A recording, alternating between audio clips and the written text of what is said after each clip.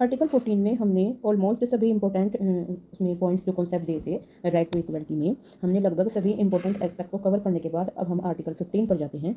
Article 15 कहता है कि आप किसी भी रिलीजन के हो, ठीक है, आपका कास्ट कुछ भी है, आपका जेंडर कोई भी है, बर्थ प्लेस कोई भी है आपका, या आप किसी भी वंश या खानदान के हैं, या आपका मूल वंश क्या है, यानी आपकी उत्पत्ति किस वंश में हुई है, यूजेस जो होते हैं, इनमें से किसी भी ग्राउंड पर आपके साथ किसी भी प्रकार का कोई भी प्रोविशन या डिस्क्रिमिनेशन नहीं किया जाएगा। आपको वहाँ पर प्रोहिबिट नहीं किया जाएगा आपको अपने राइट लेने के लिए। इन सभी 5 ग्राउंड्स पर आर्टिकल 15 में केवल 5 ही ग्राउंड्स को कवर किया गया। जब हम आर्टिकल 16 में जाएंगे तब हम आर्टिकल 16 में हमारा एक और कॉन्सेप्ट उसमें ऐड हो जाता है, वो है आपका रेजिडेंस, यानी कि आपका निवास स्थान क्या है। बट आर्टिकल 15 केवल इन्हीं 5 की बात करता है, यानी कि आपका धर्म, चाहे आप हिंदू हैं, सिख हैं, आप मुस्लिम हैं, आपका चाहे जो भी धर्म है, और आप भारत के नागरिक हैं, भारत के राज्य क्षेत्र में निवास करते हैं, या फिर आप किसी भी मूल वंश के हैं, ठीक है, आप भारत के राज्य क्षेत्र में निवास करते हैं, भारत के नागरिक हैं, तो चाहे आपका धर्म कोई भी है, मूल वंश कोई भी है। फिर आ जाती है जाति यानी कास्ट। आपकी कास्ट चाहे जो भी है, आप चाहे ब्राह्मण हैं, आप चाहे क्षत्रिय हैं, आप चाहे वैश्य हैं, चाहे आप शूद्र हैं, आप किसी भी कास्ट के आते हैं,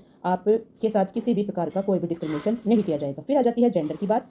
जेंडर में भी आपका चाहे आप मेल हैं, फीमेल हैं, ट्रांसजेंडर हैं, और अब तो एक और नए 2 कुछ ऐड हुए हैं, आपका चाहे जो भी जेंडर हो, किसी भी ग्राउंड पर आपके साथ कोई भी डिस्क्रिमिनेशन नहीं किया जाएगा। फिर आती है बर्थ प्लेस, यानी कि आपका जन्म स्थान चाहे कोई भी हो, चाहे आप कितने भी बड़े राजघराने में पैदा हुए हों, या फिर आप एक पुअर फैमिली में, यानी आप एक गरीब घर में जन्मे हों, इस आधार पर भी आपके साथ किसी भी प्रकार का कोई भी प्रतिषेध या विभेद का ये प्रतिषेध करता है आर्टिकल 15। आर्टिकल 15 और आर्टिकल 14 में जो राइट टू इक्वलिटी दी गई है वो सामान्य नियम का एक विशिष्ट उदाहरण है। अर्थात जो आर्टिकल 15 के अंतर्गत अवैध है वह आर्टिकल 14 के अंतर्गत लॉजिकल क्लासिफिकेशन के सिद्धांत के आधार पर विधि मान्य नहीं घोषित की जा सकती है।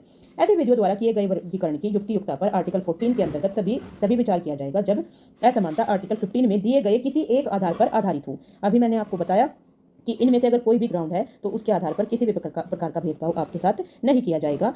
आज इस वीडियो को आज इतना ही करते हैं। नेक्स्ट सेशन में हम इसके और पॉइंट्स को कवर करेंगे। Thank you.